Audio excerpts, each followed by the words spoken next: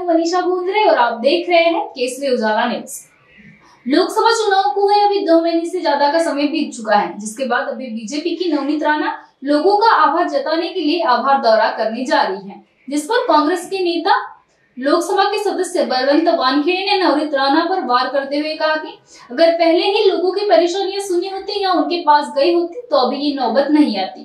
तो चलिए देखते हैं उन्होंने आगे और क्या कहा। आभार दौरा जर असेल तर या अगोदरच जर लोकांपर्यंत आपण गेलो असतो तर फार चांगलं झालं असतं।